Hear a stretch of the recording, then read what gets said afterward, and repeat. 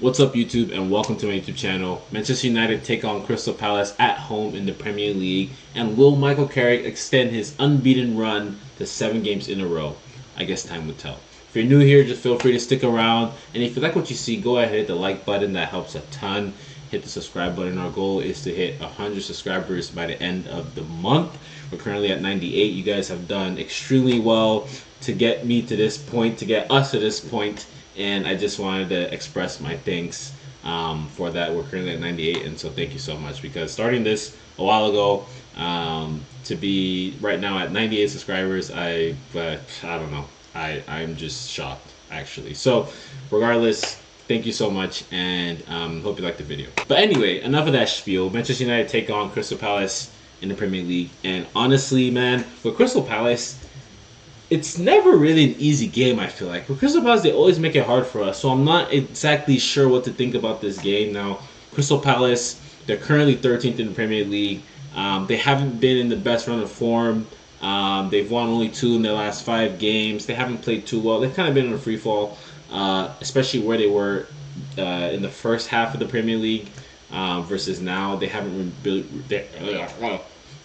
been doing that well. So it's hard to tell, but as you know, all right, no game in the Premier League is easy, and I wish some games were easy, but it feels like if you're United, it's even harder. That's what it feels like, genuinely, because I feel like teams just play hard. Teams just play hard, because if you perform well against United, you know, you have more eyes on you. That's probably when the most people are watching you, so everyone just tries to play at their best, at least.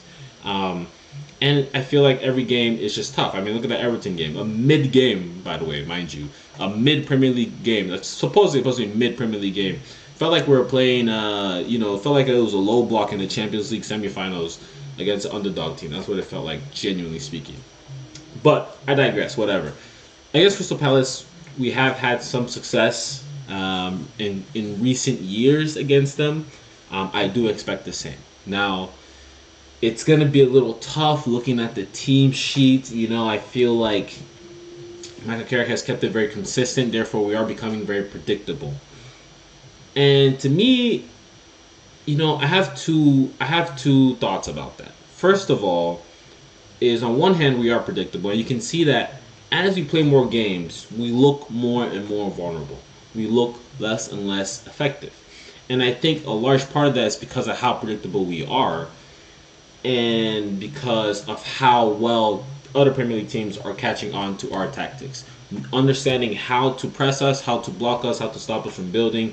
You can see that every single team is just doing it better and better, and it's more about execution now rather than finding a formula. I think teams have already found that formula.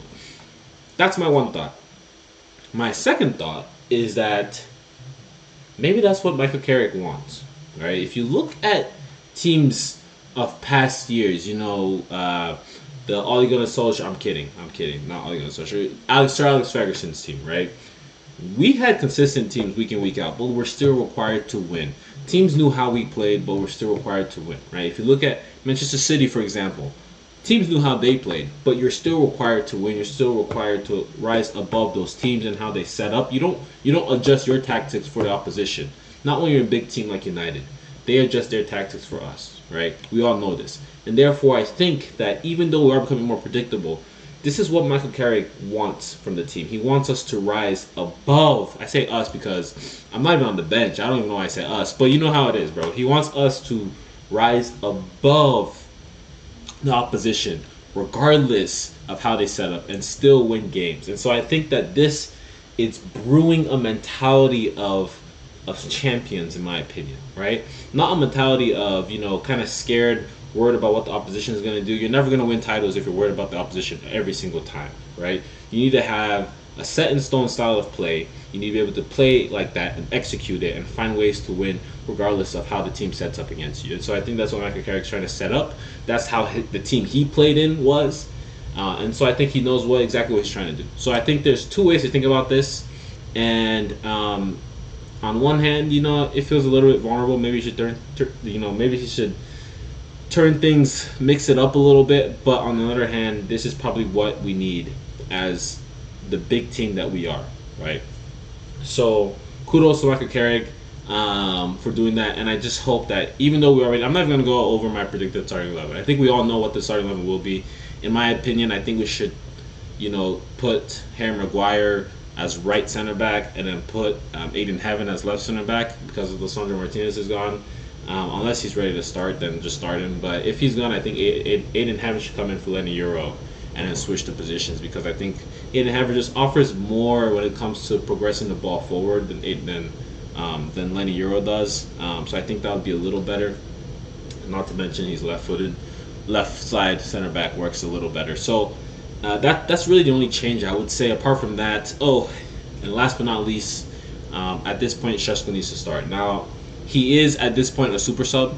I don't think anyone can deny that. He's 100% a super sub, but I believe he deserves to start, because you can't keep, we need to have players that can come off the bench and score goals. We need to have that. However, they also need to be rewarded, or else it's not really sustainable for them. It's not. You need to reward players. Need to know that if they do well off the bench, they have a chance to start. They have a chance to break into the starting team, right? So he needs to start this game. He's done too much for us at this point. I don't know. I feel like he's just more effective as a starter. So the jury's still out, in my opinion. Now, I know you might say I'm a little negative. If you watch my other videos, maybe I've had some negative takes, but at the same time, I stand by it, right? I think the jury's still out. I don't know how he would perform if he starts, if he's really, a proven starter, or if he should be.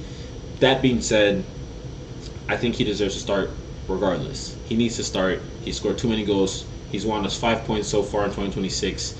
If it's not for him, we will not be in number 4th spot in the league. So he definitely needs to start.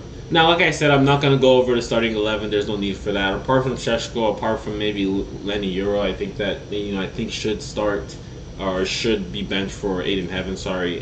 There's not really too many changes that you can do, and I think that's a good thing. Overall, probably is a good thing. That's probably the direction I want this team to head towards. So,